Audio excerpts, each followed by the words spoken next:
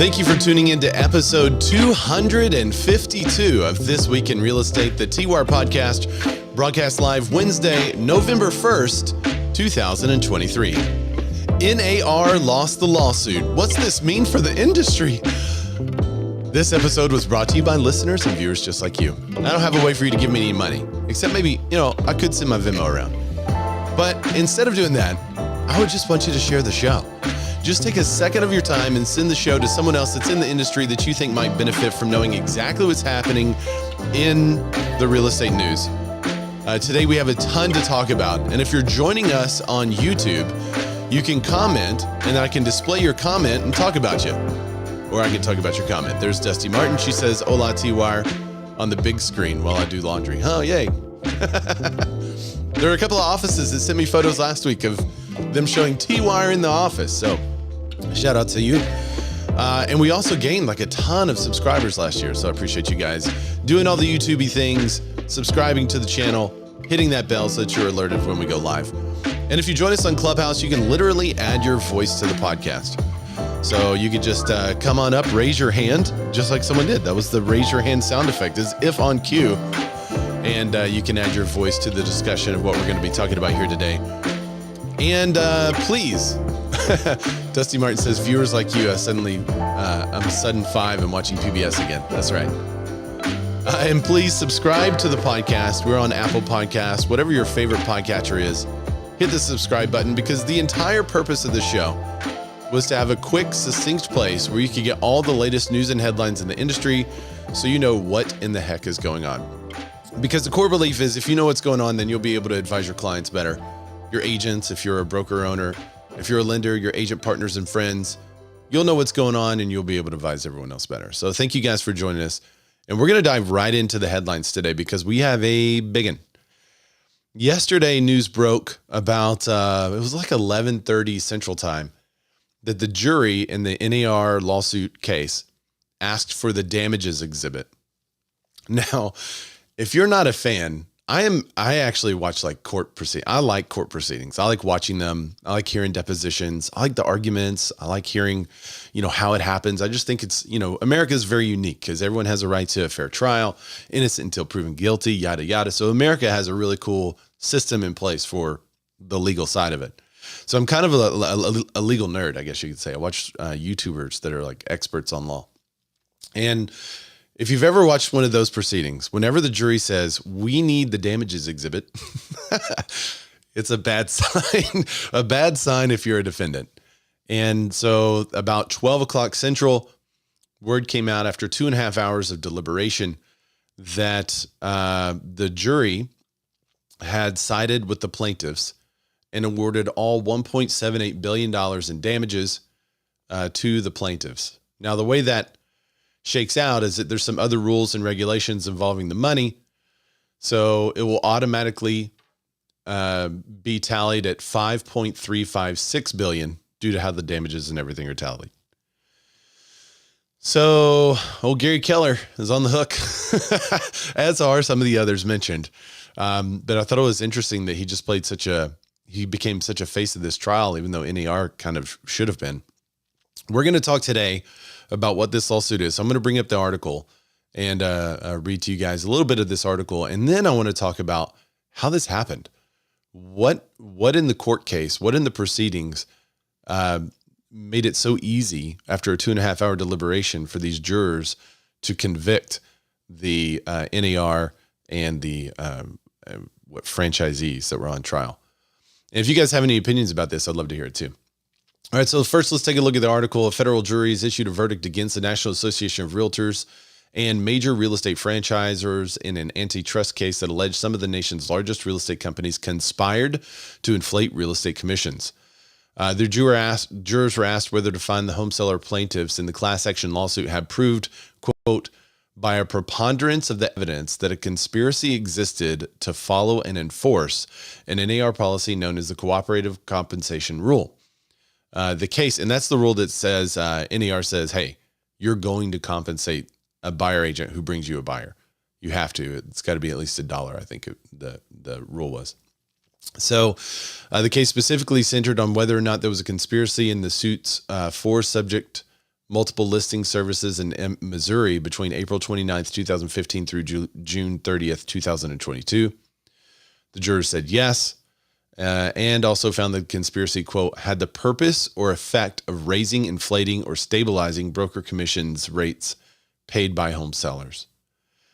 The jury laid the conspiracy at the feet of every one of the defendants: NAR, Keller Williams, Anywhere, formerly Realogy, RE/MAX, Home Services of America, and two of its subsidiaries, HSF affiliates and BHH affiliates. So you might recall that RE/MAX and Realogy settled. I want to say the settlements were around like 50 to 80 million, something like that, which now they look like geniuses for doing. The cooperative compensation rule, also known as the participation rule, requires listing brokers to make an offer of compensation to a buyer broker in order to submit a listing to a realtor-affiliated MLS. The suit originally filed in April 2019. This was a pre-COVID lawsuit. It argued that the rule violated the Sherman Antitrust Act by inflating seller cost. As soon as this ruling came out, and there's some, I guess I should read what Mantel Williams, he's the NAR spokesperson, said. He said, quote, "The National Association of Realtors and the corporate real estate defendants have been found liable for conspiracy to rip homeowners." Oh, wait, that was someone else. In an emailed statement, here it is. NAR spokesperson Mantel Williams told the Inman would appeal. They would appeal the decision and appeal the damages be reduced. NAR rules prioritize consumers, support market-driven pricing, and promote business competition. The matter is not close to being final. We will appeal the jury's verdict. In the interim, we'll ask the court to reduce the damages. And then I guess you could say this is his last big statement. "We stand by the fact that NAR's guidance for local MLS marketplaces ensures consumers get comprehensive, equitable, transparent, and reliable home information, and that brokerages of any size, service, or pricing model get a fair shot at competing." So a lot of people are saying that this decision is going to mean the return of the pocket listings and pocket brokers. What's up, Matt? There's Matt Farrell. He's my teammate. I think he's not saying whoop whoop. I think he's saying, oh, maybe it is whoop whoop. I don't think you're whoop whooping. Maybe you are whoop whooping the NAR's failing. Or is it a womp womp? Home Services of America also came out with a statement. Keller Williams also came out with a statement. Basically, they're saying, "Oh, we disagree with the verdict. This is not the end. We are going to appeal." Everyone says they're going to appeal. Someone said that the appeal will take years. So there's, I guess, a couple of ways to appeal. One is to push it up to a higher court to see if you could get a different ruling from a higher court. I don't know that they can appeal the proceedings themselves. I don't think there was anything that would lead to a mistrial, except I think there was one video that was played that wasn't in discovery that the defendants played that they weren't supposed to. But I don't think that's enough to argue a mistrial. Matt said whoop whoop that he can make the show womp womp on the news. All right, the jury verdict, while disappointing, does not alter our settlement. So these are the guys that had the settlement, RE/MAX and Anywhere. They both said that basically they're saying hopefully the judge approves our settlement. This shouldn't alter our settlement. We settled. So, but the judge hasn't approved that yet.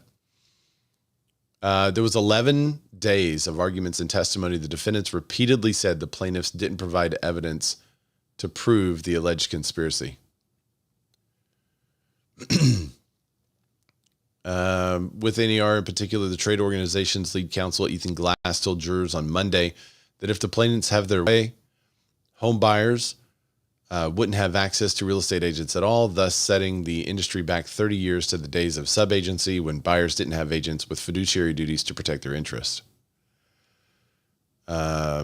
The plaintiff's lawyer utterly failed to prove the conspiracy, which the jury completely disagreed with, apparently. Keller Williams' lead attorney, Timothy Ray, told jurors that the testimony about a franchisor was brought up during the trial was wrong. None of what you've been told is true. Not a single thing. I said earlier in this whole thing that the attorneys kind of mimicked who they were representing. And that does sound something exactly like what Gary Keller would say, doesn't it? None of what you've been told is true. Not a single thing. But apparently the jurors believed it. they are also appealing based on some evidence that was kept out of trial that they feel the jurors should have seen, that the judge kept out of trial. And now in every kind of court case, there's all this evidence that's brought up, and the judge determines like, yeah, that can be seen. No, that can't be seen for various reasons. And there was supposedly exhibits or testimony or something that the defendants wanted to bring to trial that they were not allowed to. And that's one of the basis of their appeals. Olivier, our resident Canadian, said USA agents are having a rough week. All right, so how'd we get here? It appears, so this is my take on the trial. I read as much as I could about what happened on the trial. And I'm going to give you a very brief oversimplification of what I saw. It seemed as though the plaintiffs continued to show, using the defendant's own materials, using the training materials of Keller Williams, Home Services, etc., that they were continually protecting commissions, that they were continually saying, you know, here's how to keep your commissions high over and over and over and over and over. In that, the numbers they kept using or kept referencing was like a 3%, 6%. The brokerages said, well, this is our brokerage. That was just an example. We had to pick some number to be an example. So this is an example number. But what I didn't hear in any of the arguments, and it could be that I missed it, but it seems to me by the plaintiffs showing over and over and over all the training that was a real estate agent trying to retain their commission, doesn't that show by default that commissions are negotiable? Because if there was a conspiracy to keep them high, then there wouldn't need to be training around here's how to retain your commissions, because everyone knows they're just high. They're going to stay high because, my good friend over at Coldwell Banker is going to charge a certain rate, and I know that he'll give me. If they're like, why did we have to go through the whole process of proving your value as a buyer agent and also trying to retain, like, here's how you keep your commission and here's how you use these commission objections and all that kind of stuff? That wouldn't be necessary if that was a conspiracy, it seems. So I don't know why the defense didn't use that as an argument. Maybe they did and I missed it. But I think there were I don't see that there were any problems with the proceedings of this trial. I think there were a lot of problems with how the defendants were represented. Not by the attorneys necessarily, maybe even by themselves. It is very interesting to me that Gary Keller took such a spotlight in this because he runs a huge risk, right? So the first risk, the glory is Keller Williams takes a spotlight and Gary Keller is standing up for all agents, and Gary Keller rescues the trial and the agent's commission. That's the glory. The bad part is if he takes such a presence in the trial, is that now people are going to be like, well, Gary shouldn't have said that. Gary should have said this instead. So every word that he said is going to be parsed, and his mannerisms, how he acts before the jury. The Inman writer said he was affable, which meant, he was, people liked him. The jury seemed to respond well to him. But there are a lot of people that said he's kind of smug, and smugness does not play well in a jury trial. And that was a conversation I had on the phone with someone. Did he play his guitar? You know what? Had he played the guitar, this may be a totally different decision. So where do we go from here? Hi, Christina Smallhorn. Where do we go from here? Dusty Martin said, what NAR and its lawyers didn't represent the clients well? Shocker. So here's what we know. They say that they're going to wrap it up in appeals for years, but I think there's going to be some changes that go through. I've seen like two sides of this. One side is agents are panicking, saying, what are we going to do? You have to, number one, we got to run from NAR. Number two, you got to, try to take down your MLS and change the rules and change all this stuff. And But you have to remember, like, this is a state by state situation, right? One of the things that may even allowed this lawsuit were the contracts that Missouri used. So take a look at your own contracts, see where it stands, make sure it's clear, make sure everyone knows what's happening, all the disclosures are properly there. I don't think there's a need to panic nationwide, but that's repeatedly what I see on YouTube, which is fine. I know the YouTubers are getting the clicks. I get it. But in reality, that does more to harm the industry than good. There's this other side that said, hey, nothing's going to change. It's going to be years. We're going to continue to operate like we are, not even worry about this for years and years to come. I also think that is damaging. I think what's right is somewhere in the middle where you look at this as a warning or basically a shot across the bow and start to analyze how you do business as an agent, how you do business as a brokerage. You need to make sure that people understand what they're getting into, that buyers understand what they're paying, that sellers understand what they're paying. And you need to be sure that on the buyer side of a transaction, you're providing value that is equal to the compensation, if not more. So we always try to provide an unfair value where whatever we get paid, our clients look at us and say, man, they just didn't get paid enough. I feel like they did more than what we just paid them. That's what our goal is. And last week during the show, I think about the 30-minute mark, we talked about all of the things that you could do as a buyer agent to increase your value. Now, the first set of them were core things that everyone should do. And then we went to differentiated services and custom services. So there's a lot of room in the service model for buyer's agents to really analyze what you're doing and say, okay, is it worth someone paying me $15,000 to purchase a home or not? I think it's also an opportunity for brokerages to look at their models and say, is my model outdated? Do I need to change my model? Do I need to add an entry only? Do I need to, what are some things I could do as a owner or as a team owner or leader or individual agent? What are some things I can offer now that it looks like this NAR thing may be changed up quite a bit? What are some things I could do that I didn't originally have access to because of the rules I was following at NAR? What can I do now? How can I help the public now? Could I offer a couple of different services that would bring people in and they would see what this service is and go, meh, that's not really worth it. That's not really what we want to do. We'd rather do something that's more of a full service. So I think it's a real opportunity for those paying attention. However, we also know a lot of agents work with buyers only, especially agents that maybe are newer to the business, that have only been doing this for a couple of years. If 80% of your business is coming from buyers, then I think there's going to be a huge transition for you coming. Christina Smallhorn says, don't poop on YouTube real estate agents, of which she is one. I promise I will not.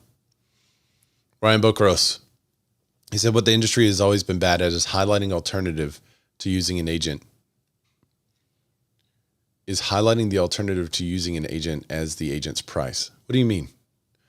What the industry has always been bad at is highlighting the alternative to using an agent as the agent's price. I don't follow.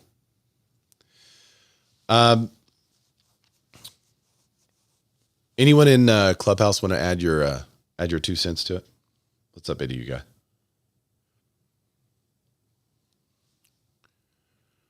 Oh, I'll toss in a little bit of. Let me clarify what Ryan said. He said at the agent's price. Okay. What the industry has always been bad at is highlighting the alternative to using an agent at the agent's price. Gotcha. All right, go ahead. Sorry, Jack. Yeah, it's okay. I want to compliment you, and it's one of the reasons probably why I tune in every week.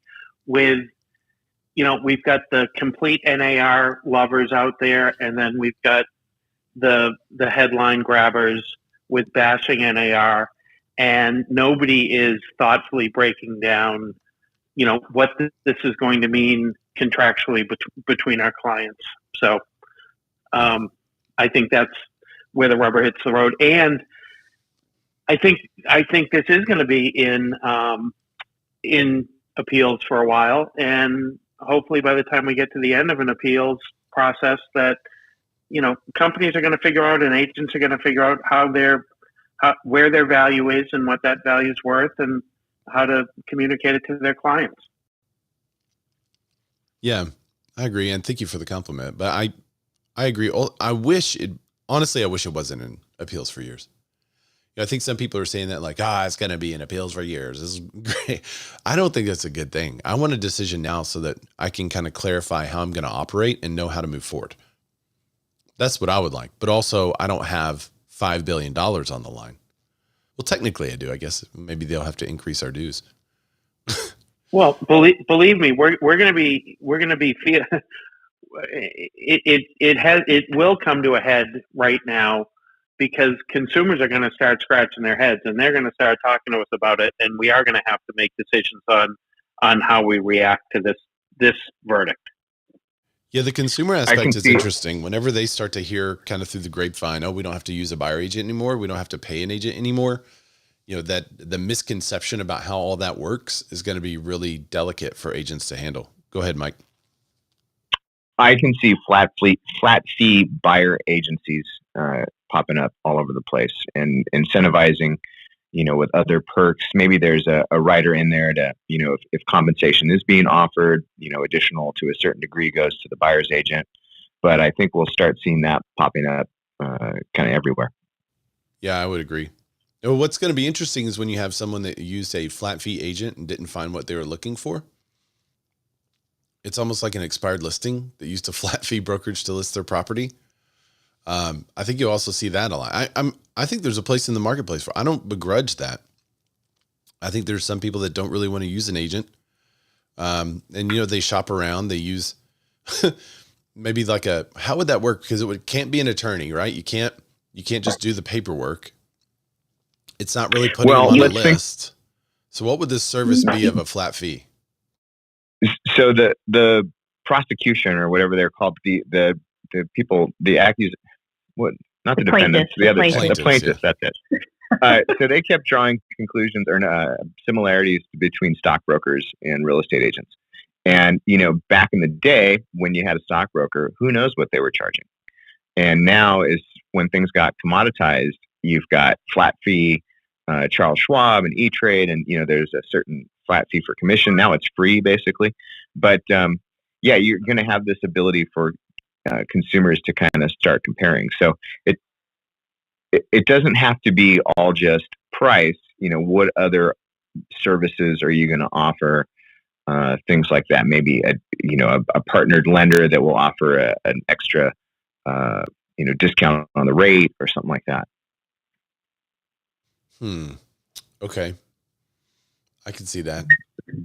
Or a bundle of services, a discount on your inspection and, all these different, because all it takes is one to become Walmart and everybody's got to compete with it. Yeah. What's funny, I'm home of Walmart here in Arkansas. We have Walmart up in Northwest Arkansas. And there was all this complaining when Walmart would come into small towns that it would destroy small business. However, what actually happened is that the small businesses that begin to specialize would put their locations right outside of the Walmart supercenters. For instance, I think there's a long time story about this that we may have talked about it years ago on the show, but the live fish, Walmart, I don't know if they all still do, but some of them still sell the live fish. And there was a fish shop in town. Fish shop thinks, oh man, we're going to go out of business, but it doesn't. Instead, it goes closer to Walmart. People go into Walmart, they look at the fish, half of them are dead. They ask the person like, hey, what fish is this? And the guy's like, I don't know. Do you want one? And then they're just like, they're not getting the same kind of service. They're not getting the same selection. And they're like, well, which filter do I use for this fish tank I bought? And the guy's like, I don't know. What's the box say? So then a few weeks ago, I'm sorry. No, I was just going to say, then they run across the street to the fish expert. And the guy's like, oh, okay, well, here's the size tank you need. Here's the filter you want. Here's the types of fish that would be great in that. And they buy everything from that guy because he knows what's happening. He knows what's going on. He's the expert in the field, while Walmart just kind of whet the appetite. And I think you may see that a lot where someone signs up for some kind of limited service or small service. And then they say, well, This is not working. I could see kind of what's supposed to happen, but it's not happening like I want it. Let's find a real expert. What were you going to say, Mike? Well, so 1000 Watt, I don't know if you guys are familiar. It's an advertising agency that specializes in real estate. They do a weekly email. And about a month or two ago, they had one that had basically, what a model would look like for a buyer's agency. And I don't know the guy's name, but the guy that owns the company, this is what he would do. And he was talking about basically just, kind of what you said, to niche down. I think the challenge is to communicate to the buyer what they're getting for their money. So whoever cracks the code as far as like really selling that value beyond, I'm going to negotiate for you and look out for your interests, whoever kind of really does the best job of selling that value is going to be the one that, at least in the short term, that's going to win. Whether it's for a niche or general or home for first-time buyers or, certain demographic or psychographic. Yeah, I like that take. I think that's accurate. A couple of comments on YouTube. Dusty says, the only thing I'm worried about is most buyers not having the money to have their own representation. Can't roll that into financing, and whether or not a seller needs to charge anything right now. Change anything right now, sorry. Yeah, so I think this is how that's going to play out. Instead of having multiple offers, and you're like, some ask for closing costs and some don't, you're going to have multiple offers, and some are going to ask for closing costs and the realtor fee to be paid. Others are only going to ask for closing costs, and some aren't going to ask for anything. Now, everyone listening to the call, or just to the podcast is like, well, obviously you're going to pick the one that doesn't ask for anything. But we as agents know that that's not true. Because oftentimes the one that asks for nothing is lower or has some stipulations on it, other terms that the seller doesn't really agree to. However, the one that's asking for everything is super flexible and will do whatever the seller wants because they really want the house.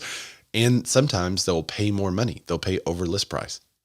So I think that's how, to quote, roll it into the loan. That's how it's going to be rolled into the loan, in my opinion, is that suddenly real estate agents are going to become a party to the agreement, or our compensation is going to be. It's going to be a line item addressed with the offers. Ryan Bokros says, I think we'll see a rise in transaction agents and a drop in agency/fiduciary. It will require state to make a change to the way that licensed agents I'm butchering everything that Ryan says today. I think we'll see a rise in transaction agents and a drop in agency/fiduciary. It will require states to make a change to the way they license agents, like Florida did it. So Florida is a buyer beware state, sub-agency, that type of thing, where there was no buyer agency for years. I don't know if that's changed, but I could see that happening. Matt Thomas on LinkedIn, he said, I'm concerned about the burden on the listing agent. We've all been through the transactions with unrepresented buyers who lean heavily on the listing agents to carry the load of the transaction. That's very true. And I was talking to another agent about that. And they said, well, you just say, oh, you want to do a counter? Okay, send me the counter. And that sounds fine, but the person that's unrepresented doesn't have the appropriate forms. They're going to have to go to an attorney to get those forms. But that's going to be the only safeguard for the real estate agent, for the listing agent. Because if the listing agent is like, okay, tell me what you want to counter, I'll put it on the form for you. That is doing a service for your listing that you represent. However, it's increasing your exposure to liability. And I think a lot of unrepresented buyers running around, there's going to be a lot of listing agents that want to decrease their exposure to that risk. And if that's the case, then there's going to be a lot of agents that are like, yeah, sure, we'll take an offer, send it to me. And the buyer's going to be like, well, I don't have the paperwork. Okay, find an attorney. It's going to be an interesting time because the first agents that get sued, not for representing both sides, but for being in a strictly seller representation, and yet they do the paperwork for the buyer, that's going to be interesting lawsuits. Matt Farrell says, we're going to give up the consumer protection that buyer agency brought. Yeah. Because of this lawsuit. What? Wait, what? That's the way. So we're also making predictions that this would be a nationwide thing. Right now it's in Missouri, right? So we're also making some predictions, some not predictions. What am I trying to say? We're making some assumptions on stuff that hasn't happened yet. Matt Farrell said Lens Crafters is always in Walmart parking lot. Why? Because they provide better optical assurance over the Walmart in-house optical. It's good. Rebecca, what's up? She says hi. Matt on LinkedIn, to your point, Ray, we do Redfin rescues from time to time. People who were shown a home by Redfin agent but didn't get good service, and then you step in. Win the trust in business. Speaking of Redfin, they're getting sued as well. They were named in the most recent lawsuit. As soon as this guy won this lawsuit, he turned around and sued several other agencies. I'll read that part in a minute. But I thought that was interesting. Like, he won, and then it's like, bam. Now we're going to sue Compass, Redfin. Where are they? There's a list on here. EXP, Compass, Redfin, and other defendants is what it said. I'll find those. Christina said, do an a la carte service. You choose what level of service you want. I like that idea. But then you're like also bound to give poorer service to someone. That kind of has a stink to it. Like, oh, I can't do that for you because you didn't select that on the a la carte option. This will really hurt first-time home buyers as they don't have the money to pay out. Yeah, I agree. This will hurt people that can't afford a house with the additional 2%, 3%, whatever the agent's charging. It puts them at a huge disadvantage of negotiating against a listing agent that's an expert. That's the argument that I think everyone should have made that I don't know that was made in this trial except for the closing arguments. Dusty said, yeah, that's the only way I've been able to cover it when a seller offers no co-brokerage. But on the other hand, the seller ended up with one offer instead of 8. See, it does happen. I had situations where they'd be happy to be transactional, but it's not legal in my state. It's not legal in my state either. You got to represent one side, both sides. But you can't represent no sides. We're going to be talking about Chime and Follow Up Boss in a minute, Rebecca. Ryan says, I do think it's funny when people feel like hiring an attorney versus an agent is going to be better for the consumer from a cost standpoint. Attorneys get paid whether or not you close or not. So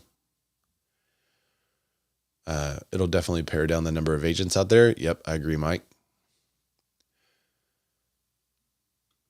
I don't know. I think it's going to open it up to anyone else on Clubhouse want to chime in before we get to the next topic. Yeah, I'd like to chime in, Ray. What's up, Eddie? You guy? So first off, Ray, it was a pleasure to meet you in person. Not only are you a big personality on this app, but you're a real big personality in real life. So that was awesome. I know that you and I have talked in this very room about, what we classified, what like business we classified NAR as. And ultimately, collectively, we came to the conclusion of a trade union. And so, having said that this current verdict has gone down and there's going to be subsequent other verdicts to follow, I would say that what I would urge each and every real estate professional, if you are going to still be a member of the National Association of Realtors, to stop being a passive member and to be a more active member, right? Because it's very, very easy to actually point a finger, but it actually takes a lot more work to be active, but you'll gain a lot more benefit, and then the other thing is, so the Pocket Listing Service, which had to rebrand themselves into another name, the PLS, right? Exactly. So I think that now the PLS is going to have some kind of legs. I mean, they're also in their own lawsuit, but I think that now the PLS, which has morphed into another brand, I think that you're going to see other companies come out similar to their model, right? And obviously the PLS was brought on by a few agents at the agency, which was started by Mauricio Umansky in Beverly Hills. And then, as far as your question about the current state of the traditional or existing brokerage models, I would say that you're going to see them revamping, retooling, and that's because, they're all being sued, right? I don't think that there's anyone that is not, except for the ones that are not going to be sued, is probably based on size that the attorneys are not going to bother with. But I think that they're all looking at, I guess we have a broken business model. So we're going to have to look inward to, to fix certain things. So what those certain things are, I can't speak for them. I'm not part of anyone. I'm just part of the same company as you are. So I don't know what others are going to do. Yeah. And then let's see. And then lastly, with regards to I'm dropping my train of thought. Oh, with the buyer's agency, that's right. So somebody actually asked a very, very good question in a morning room today, and that was a New York agent actually asked the main moderator in the room, "Hey, so does that mean that if I bring the buyer, that I have to negotiate my own commissions compensation directly with the seller? And then, hey, isn't it like, we're not supposed to reach out to the seller directly because they're under contract with another agent? So how's that going to work?" And you know what? Before this individual said that, I never even considered that. That is interesting because if the listing, so you would assume right now, the way it works right now is a listing broker secures a commission and then agrees to split a portion of that commission. So there are some cases in which agents have reached out to me and said, "Hey, the commission rate I'm charging my clients is a little higher. We give up more your commission." And I negotiate that part right now. And sometimes the sellers will have an opinion about it and tell me what to say, basically. So anything that they come to me and say, I go to the seller and say, "How do you want me to handle that? This is what I think." And they say, "Yeah, that's fine." So that's how it is right now. But in what you're talking about, that's a really interesting case. If there's no listing compensation being offered, then how would a buyer agent the buyer wants the seller to pay a portion of that commission, how would they negotiate? Would they do it directly? My opinion would be it would have to be a part of the contract. There's going to have to be something that addresses the buyer agent compensation in the contract if a buyer agent wants to get paid from the seller. Just like there's a closing cost clause in ours. I think there would have to be a buyer agent clause. What's up, Brett? And then lastly, I think that you will see, in my opinion, the rise of, or the decrease in the agency relationship and the rise of the transaction agency. And the reason why is because at the end of the day, it's going to come down to, why should I go with you? From a LA listing agent perspective. And that's because, this is the way that I'm going to market your home, meaning this is the way I'm going to position your home to ultimately bring you that one buyer, right? Because every transaction just needs one buyer. And then lastly, I don't know if your state has this, but in California, we actually have 3 types of purchase contracts, residential purchase contracts, and only one of them is practiced, right? And that's because it's governed by the brokerage that you're with. So that one, and I'm not going to say what they're titled, but just to give you an example so that you can kind of look inward to see if you have these similar type contracts. So the first one is, it is your listing. So you are the only one that is going to earn a commission on that listing. The next one is, you are going to earn a commission. However, the seller is also your competition. An open listing. They could, exactly. Thank you.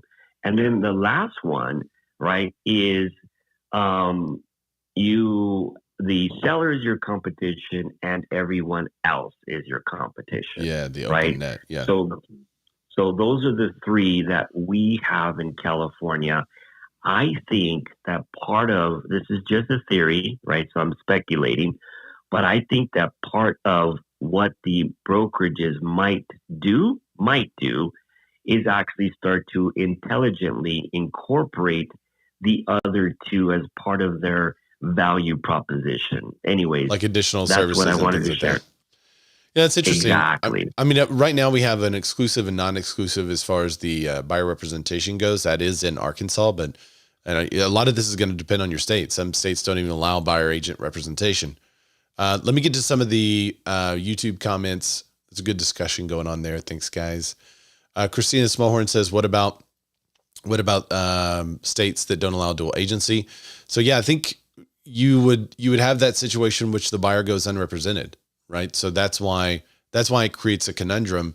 If this becomes a federal issue, or if NAR changes their policy and people start behaving differently based on this ruling, then you could foreseeably see a situation in which the buyer doesn't have a representation at all, and they are trying to make offers using the listing agent's paperwork, which, I mean, that's full of issues, right? Like, I'm just going to mark this on the contract, and I don't think the buyer is smart enough to see that we marked this, but they're going to sign off on it. You know, that's the kind of nefarious stuff that you could see in that situation. Yeah, this is why that Ryan says, I think that's why states are going to have to make significant changes in the way they license agents. Dusty says, or lenders can start to realize that buyers need to be able to finance those fees just like everything else. And Olivier says that for forced buyer rep agreements to allow the buyer's agent compensation to be financed. That's what we do. That's how we do business here in Canada. Interesting. Yeah, Canadians play by different rules, and they've had this figured out for a long time. Yeah, go ahead. Hey, so I actually reached out to one of my lender friends. This is Britt in Alabama, by the way. I reached out to one of my lender friends and asked her about them rolling commissions into mortgages, and she reached out to her legal team or whoever she reached out to. And basically it came down to, because lenders aren't allowed to give kickbacks or anything like that, I guess that's what it would be perceived as, at least for now, unless they rearrange things. But, interesting. So because the money is coming from a lender, because I guess that's the perspective, right? Because the money is coming from a lender to finance the house, then it can't be used to pay a real estate agent, even though that's exactly how it's done right now. Yeah, no, you're exactly right. Yeah, I mean, like literally. Yeah. I mean, so right now the money goes to the listing agent. The listing agent splits that commission. So that's exactly what's happening, but they just can't put it on paper like that. And Ray, and that rule is, and RESPA is an acronym, but that's called a RESPA. Yeah. Section 8 code violation. There you go. I want to mention this other article too. I kind of teased it. Sitzer files new lawsuit against Compass, Redfin, and others. So Sitzer, Sitzer, Sitzer attorney. I don't know who the plaintiff is in this case. I guess it's probably in this article. But they filed, this is the one I was telling you about. Oh, on behalf of Don Gibson, Lauren Chris, and John Miners. It's against Compass, Redfin. Where's the list? Bear with me. All right. Compass, eXp World Holdings, Redfin, Weichert Realtors, United Real Estate, Howard Hanna Real Estate, Douglas Elliman, and the National Association of Realtors. Those three people were defrauded by all those companies, I guess. So we'll see how that one shakes out. They want to basically do the same thing that they just did. And I don't see a clear end to this. Interesting. Hey, Ray, is our brokerage on any list? No. I think we're too new. I think we're too new and too little. It's nice to be a new kid on the block right now. Go ahead, Jonathan. Yeah, Ray. Yeah. This. I hate to say this. This doesn't end well. the reason I say it doesn't end well is because first and foremost, what you guys aren't factoring is the copycat lawsuits. Okay. Yeah. They won already. So there's going to be a lot of copycat lawsuits that's going to come out from attorneys all over this country in different states filing. And NAR's going to have to defend or settle each one of those. I don't see how NAR comes out of this. Yep. That's a huge cost too, by the way. Like even in states where there's no case because it can easily be determined by the contracts it's not the same situation. Even in those states, the cost to defend is tremendous. Go ahead, Jonathan. Yeah, absolutely. And when you look at what's going on, right, this was the smaller of the lawsuits, guys. The larger of the lawsuit takes place at the beginning of next year, the first quarter of next year, and that's the case in Illinois. This was a $4 billion lawsuit, and the plaintiffs actually got more money than they were seeking in terms of damages. They got $1.78 billion, and because of the antitrust case, that's going to be tripled. So you're looking at a $5.3 billion lawsuit is what happened yesterday. For you guys that's not aware. So the case that's going on next year, the beginning of next year, is a case out of Illinois, and that's NAR's home state. That's $40 billion. Okay. Now New York has already jumped the gun, and New York, as the beginning of the year, they're going to prohibit listing agents from compensating the buyer's agent. That's already been that's the new rule that's out. That came out last week, and essentially what they're saying is that buyer's agents are going to have to negotiate with the seller for their commission, because part of the collusion. I mean, and Gary Keller looked like the idiot up there because I was reading some of that stuff, the transcripts. They actually used Gary Keller's book. Gary Keller was big on getting 6%. They used his own words in his books against him. And pretty much made the case. Gary Keller's own words made the case for collusion. So I think NAR changes. I think NAR becomes a shell of what it is. NAR becomes more consumer based because I think right now the list. If you look at NAR's the statement they put out after the verdict, how does it affect? They like the class action attorneys have it their way. Buyer's agents won't exist. I think NAR is giving like subtle hints. The buyer's agents are in trouble. But do also notice right here, because open MLS is coming as well. I think this suit has prevented people like Redfin and those flat fees and the low commission agencies from taking hold on the internet.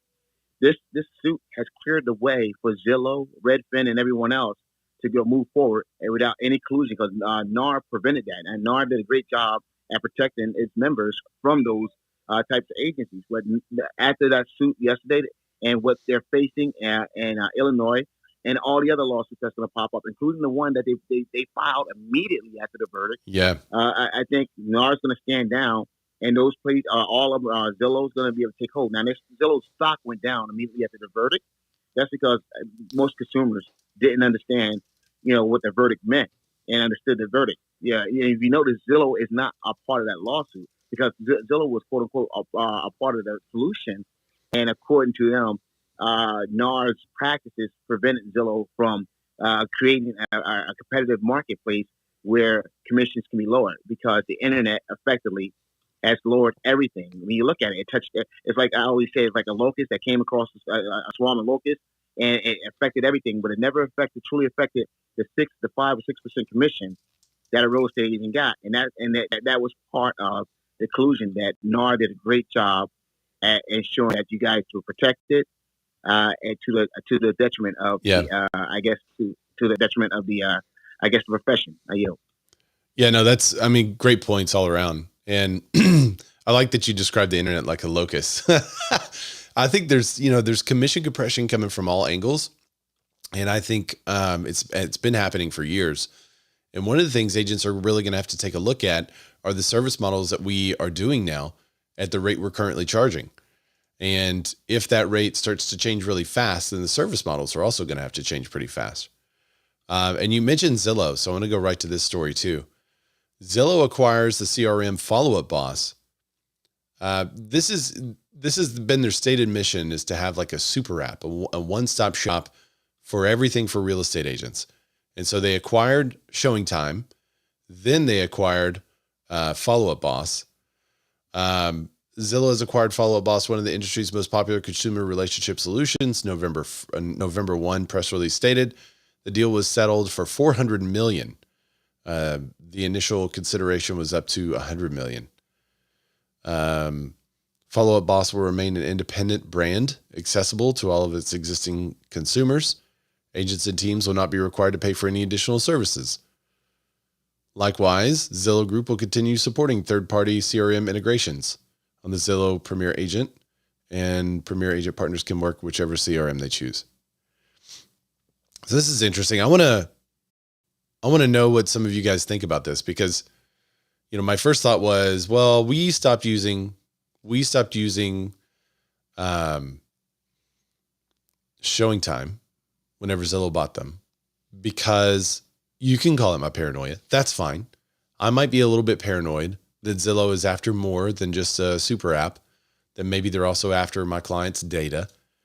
I stopped using .loop when Zillow acquired that, because Zillow would then have access to all my clients' consumer information, data, stats, who closed what, when, what addresses were closed, what Zillow, what the hotspots were for zip codes. And the way they can use that data to basically take over my market was concerning. So then Showing Time, tons of data there, who's showing what properties, what neighborhoods are getting shown more often. So then they can target, and who's to say their target is not to buy those homes themselves, which they were doing a couple of years ago. Didn't work out well for them, but they were still doing it.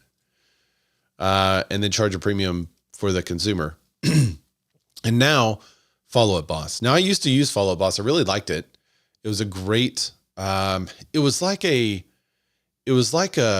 Excel spreadsheet on steroids. Years and years ago, my first CRM was a yellow pad and a piece and a pen. And that was it. I would literally drew lines, and I had people's names, addresses, last time I contacted them, all that stuff on that yellow pad.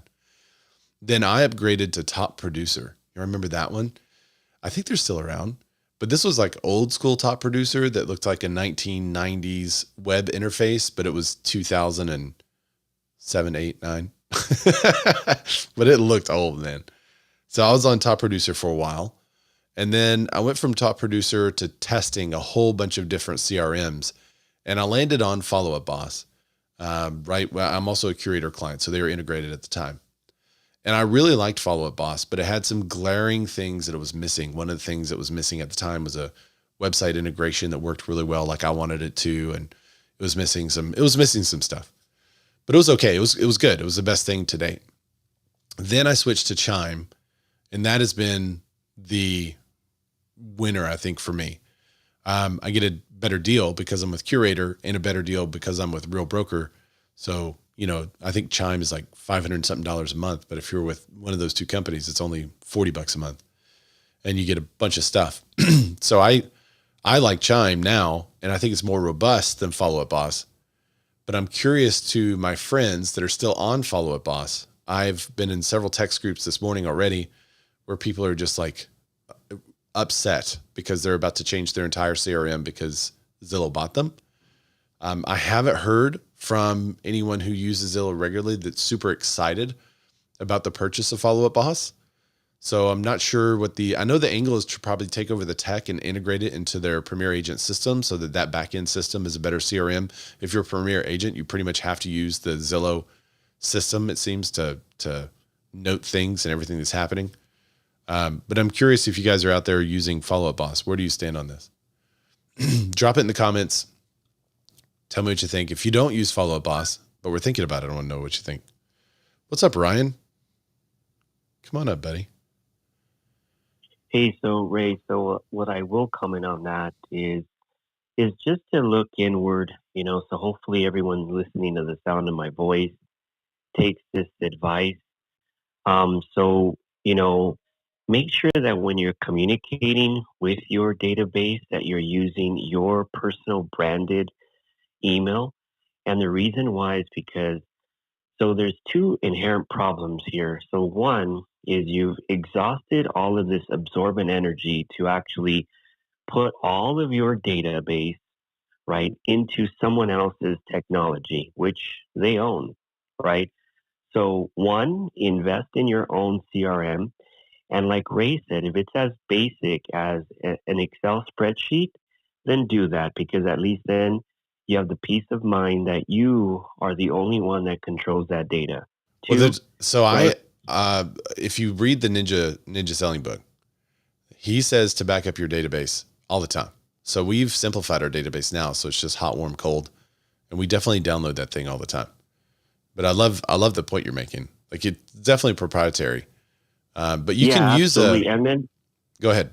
And it doesn't cost.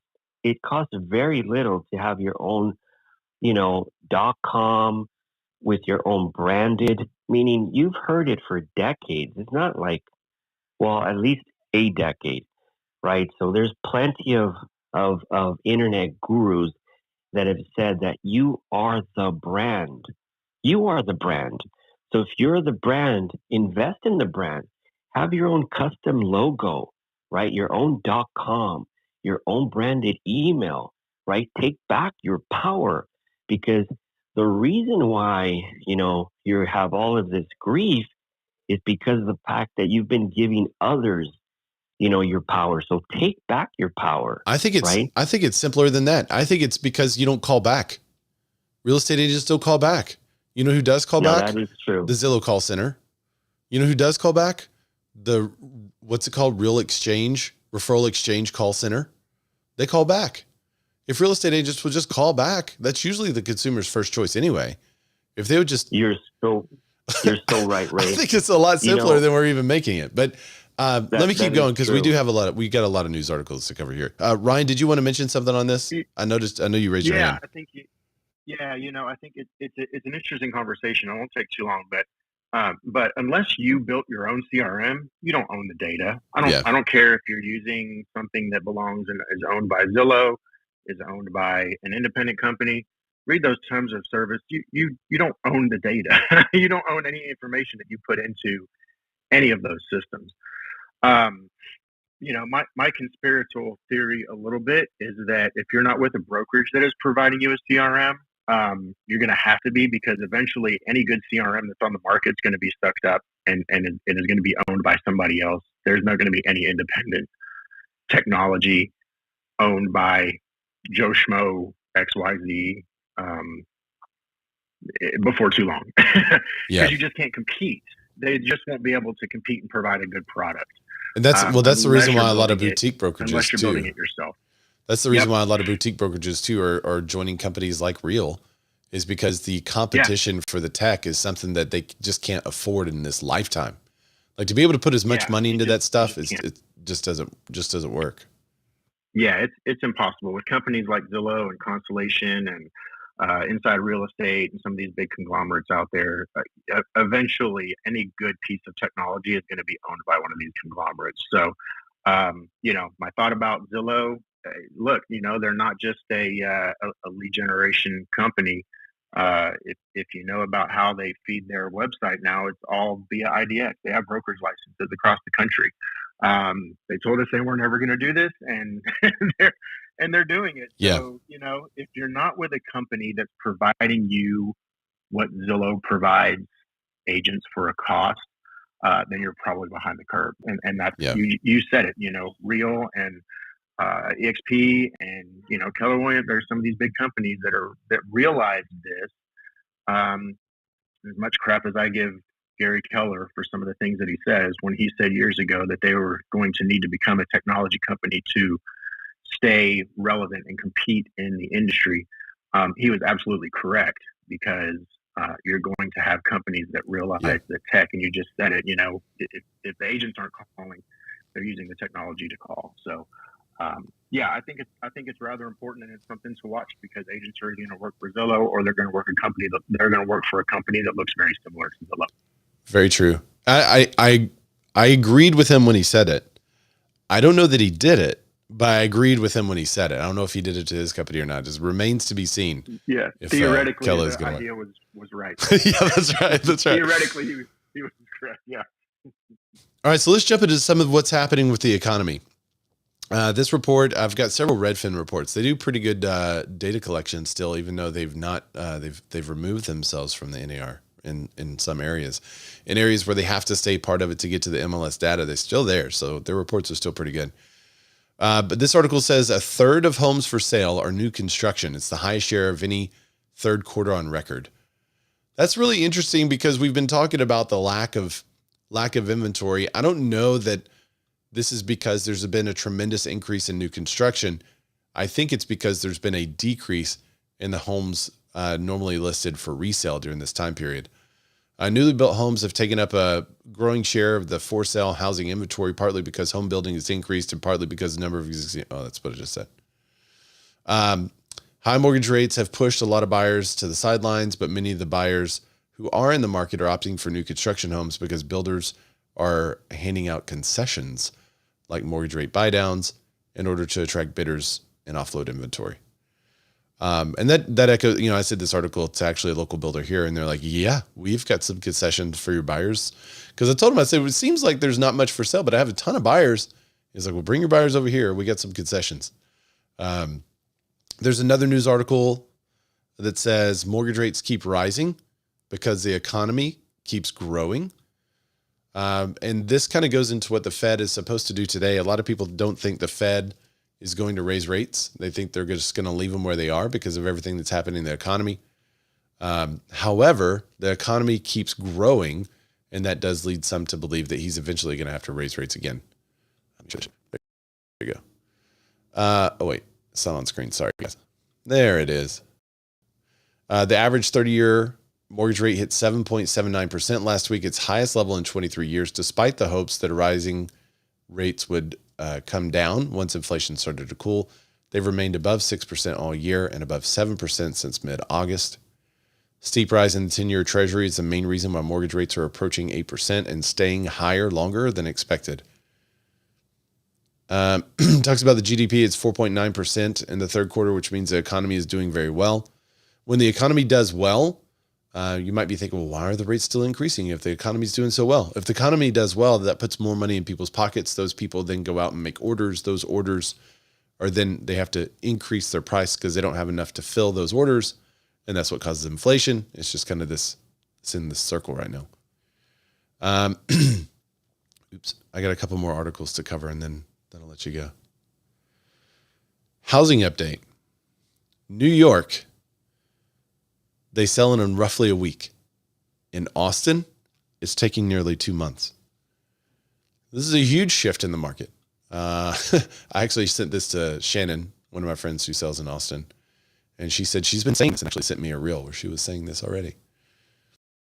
You can see the homes in Rochester sell over 6 times faster than homes in Austin, Texas. And this is a huge reversal, but it has been coming. We did an article, 3 or 4 months ago about how the days on market for Austin homes were longer and they were going down like $80,000. Buffalo was promoted for years as an affordable city with much to offer, including cheaper labor, but the local economy is changing. Home prices and general cost of living are catching up to other parts of the country. We have housing shortage in part because people can't afford to move, but homes are listed and starting to list and sit longer and see price drops as mortgage rates rise. Austin homes used to fly off the market. Now it's the 3rd slowest housing market in the country. This is so interesting. A lot of people said this is for a couple of reasons. Agents that work there have said this is for I'm going to say a lot of people. Agents have said this is for a couple of reasons. One of them is that a lot of people who are moving to Austin are younger, and so they don't have the huge nest eggs of money to put down on a house like places like Florida and Miami. The other reason is because the homes that are selling are in the lower 1/3, 2/3 of the market and not the higher end. So you have a lot of the higher end homes that are sitting right now. And then just the general affordability, where you have a higher interest rate, people are waiting to purchase. Christine M. Smallhorn with a great point. 2 months is still not horrible. 3 months has been average for many years. Yeah. They say that 6-month supply is average, but that seems long. But a home sitting on the market for 90 days, I mean, that was kind of a normal market. I can remember having a home sit on the market for 30 days and then having a discussion about price drops or do we want to change anything? And it was normal. We were selling houses in 30 days when homes were sitting on the market for 90 and 120 days, and we were considered fast. So now you have some homes sitting on the market for 2 months. I would say don't panic. It just seems like Austin's becoming a normal market faster than other parts of the country. Christina says, but builders feel icky with the sentiment. They always feel icky. Yeah. Well, anything over 50 is positive, and they haven't been over 50 in a while. All right. This Redfin report says buyers feel some relief as new listings finally increase, more sellers drop price. New listings of for-sale homes rose 0.3% from a year earlier during the 4 weeks ending October 22nd. It's a small increase, but the first time since July of 2022. More homeowners are putting their homes on the market as mortgage rates remain elevated near 8%. Some sellers are accepting that rates are unlikely to meaningfully decline anytime soon, and finally parting with their relatively low rates. We're seeing that too in our practice, that some say, well, it doesn't seem like it's going to go low anytime soon. We need to move anyway. Let's go ahead and move, get it done, take our equity and transfer it before the equity goes away. Some people are worried that the equity is going to go away, that home prices are going to drop. I don't really feel that in the market at all, but that is the worry of some and why they're going ahead and selling, taking the gains, putting them into something else that they want to live in longer. I mean, life's too short to live in a home you don't love, right? I mean,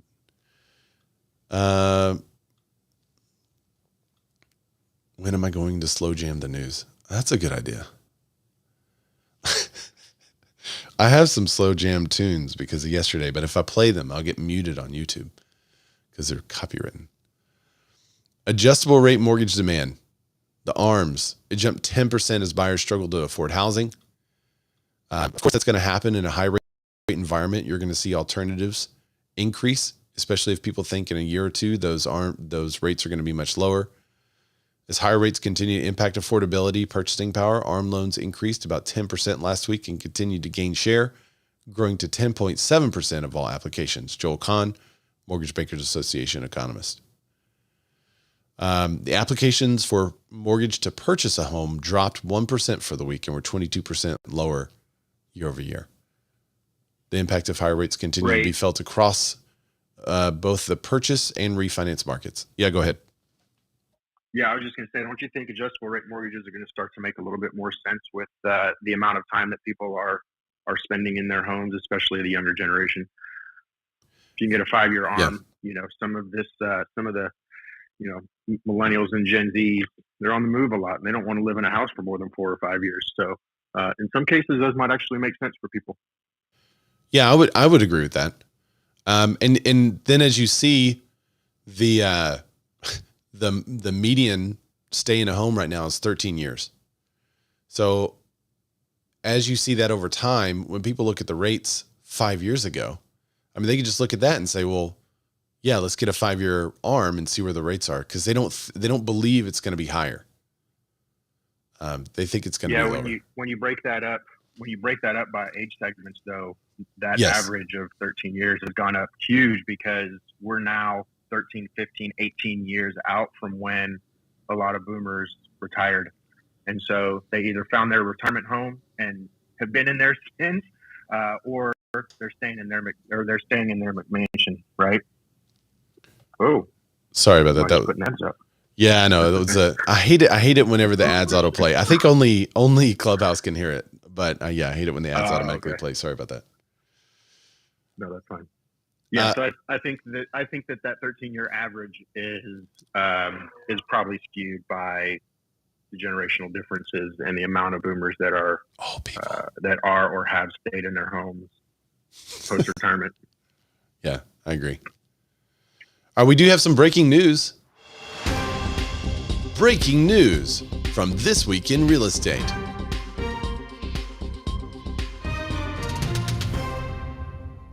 All right, the Fed says interest rates will hold steady for the third time this year, even as central bankers confront surprisingly resilient economy and still too high inflation. So here's the, let me play this. This is a good chart. I'll put this chart up here. The Fed funds rate target. You can see the Fed funds rate projected is this little yellow line here. The Fed funds rate continued to escalate this year quite a bit, up into this 5.75-ish range. And it looks like the target's starting to drop a little bit, we hope. There is still a rate hike. You can see that quarter-point rate hike still there. They did say they were going to do 2 rate hikes. They've only done one of those 2. So I would anticipate the next one for sure. But maybe they'll go back on it. I don't know. What do you think? Will they go back on the rate hike? Are we going to see it just hold steady for longer because of what's happening in the economy, or are they going to stick to it and be stubborn and do it anyway? I think it just makes it more sure that the next one they are going to raise rates maybe like one last time, and then just keep them where they are for a long time until the economy starts to settle. But that's my take. The bond market, if this rumor that the Treasury is going to borrow another $730 billion from the Fed is true, yeah, we'll see a rate hike. Yeah. Well, right now they don't need to. The bond market is doing the job for them. And as far as yields have gone up across the board, or at least in the short term, and they don't. I mean, the Fed funds usually follow the 2-year, and that's up. They haven't done an increase in since July or August. And yields have gone up like 300 basis points. Yeah. So the market's kind of doing the Fed's job. The market's doing the dirty work all for them. Yeah. That's why I think. I know they got to come down 3% if I'm going to hit my prediction from end of last year. From the last year's end of show predictions. Oh yeah, man. It's November 1st. We're getting close to the end of year shows. We gotta get ready. I'm waiting for my trophy for being the highest one.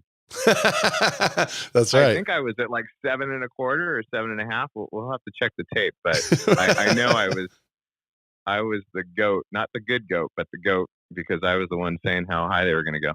Yeah, at that time it was so unbelievable that they could go that high, but little did we know that the Fed would intervene. A lot of people say he's destroying the housing market. Some say he's not. It's out there, so we'll have to see what happens from now to the end of the year. We do have some, there's some holiday shows and stuff like that that'll be coming up. I'm trying to do some pre-recorded. I want to get your feedback on this for those of you that are still listening. So thank you for sticking with me and tuning in. But shoot me a DM if you think it would be interesting or not. If I showed you how I select the articles and how we basically do the rundown, like the behind the scenes of what all happens. If you're interested in that, let me know. I'll even show you how we do the AI generated thumbnails, because those have been fun to do lately. But thanks everybody for joining us today. Appreciate you bearing with me, even though we didn't have a meetup last week. We had a lot of news to cover this week. So you guys did awesome. Thank you for the feedback. Thanks for joining us on Clubhouse too, adding your voice. And for those of you who are on LinkedIn, I think, Matt, you're my only LinkedIn guy today, because you're the only one that commented. So if you're watching LinkedIn, you should comment. But YouTubers, Facebookers, I appreciate you guys dropping the comments and keeping it lively. And I will see y'all next week. So you can find me. Oh, by the way, subscribe, do all the YouTubey things. Go to the Apple Store and subscribe to that podcast there too. Christina Smallhorn coming in with a late prediction. She says, I have a prediction. The housing market will have unprecedented events. That seems to be it. You can't go wrong with that one. Well, thanks everybody for joining me. Find me on the Instagram, RAYZORBACK. Everywhere, good Razorbacks.